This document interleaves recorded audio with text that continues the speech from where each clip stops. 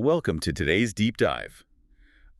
We are pulling apart Boris Kriger's 2025 book, Chaos is Relative, a guide to order and disorder. Yeah, and it's a fascinating read. It really is. And our mission today is to challenge this massive assumption that, you probably carry around every day. Right, the idea that chaos is just this built-in physical property of the universe. Exactly. Like, think about it. Have you ever felt totally overwhelmed walking down a crowded street? People bumping into you, cars darting around. Which just feels like total chaos. Right. But if you take an elevator up and look down at that exact same street from a high-rise window, the crowd flows like a smooth, orderly fluid. Which is such a great visual. And Krieger argues that chaos isn't the world itself, it's simply the lens you use to look at it. Which, fundamentally shifts how we understand systems we usually stamp as, like, permanently chaotic. Yeah, we tend to treat unpredictability as a flaw in nature's design, but Krieger reframes it entirely as a byproduct of our vantage point. Okay, let's unpack this. Because to understand why chaos is just a lens, we have to decouple the actual laws of nature from our human ability to predict them. Right, we have to separate those two things. So instead of thinking of chaos as random static interrupting a signal, think of a double pendulum.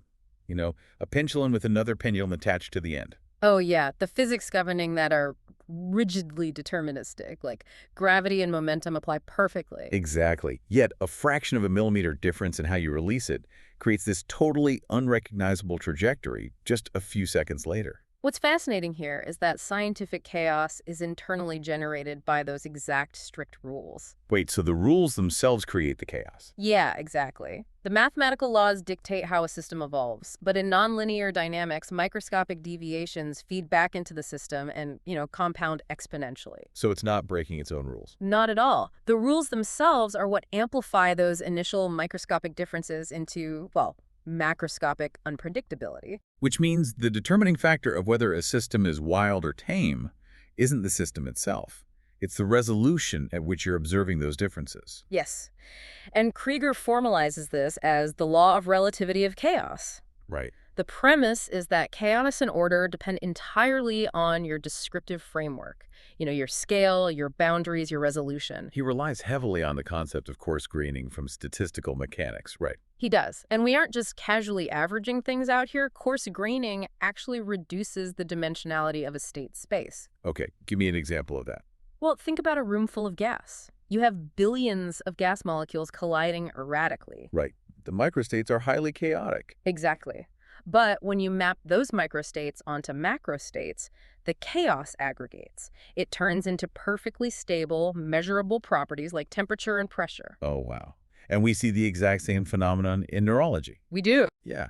Like individual neuron spike trains look completely erratic, but you zoom out to the macroscopic framework of an EEG, and you capture highly ordered brainwave oscillations. That makes perfect sense. But here's where it gets really interesting, and honestly, a bit suspect. Oh, how so? Well, if order is just a matter of adjusting our perspective, aren't we just mathematically gerrymandering the universe? Right. Like, if I have a chaotic problem, I could just conveniently zoom out until it looks like a smooth curve. Essentially sweeping the chaos under a conceptual rug. Exactly. Well, if we connect this to the bigger picture, Krieger would argue you aren't hiding anything, provided you explicitly define your framework. Okay, so I have to be honest about my scale. Right. You cannot claim a system is orderly without appending at this specific macroscopic scale. The friction only happens when observers mix frameworks. I see. Furthermore, Krieger makes a bold philosophical leap here. He says absolute chaos isn't just unlikely, it's actually a mathematical paradox. Wait, why is it a paradox?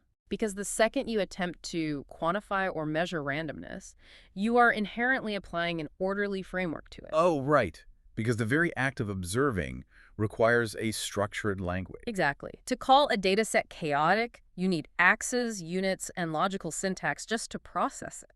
So a reality completely devoid of pattern couldn't even be perceived, let alone described by human cognition. Yeah.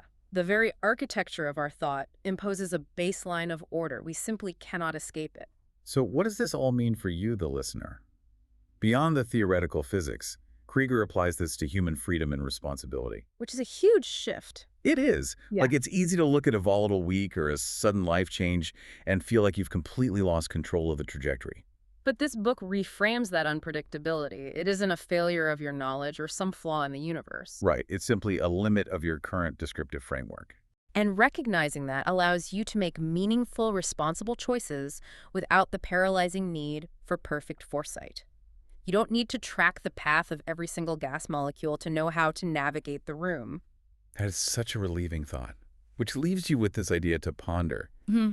If chaotic systems inevitably reveal perfect order when you simply change the resolution of your framework, Yeah. would your most chaotic, unpredictable personal moments actually be the microscopic building blocks of a completely orderly life pattern? Wow. Just one that you don't have the distance to see yet. Exactly. Keep that in mind the next time you find yourself stuck in the noise of a crowded street.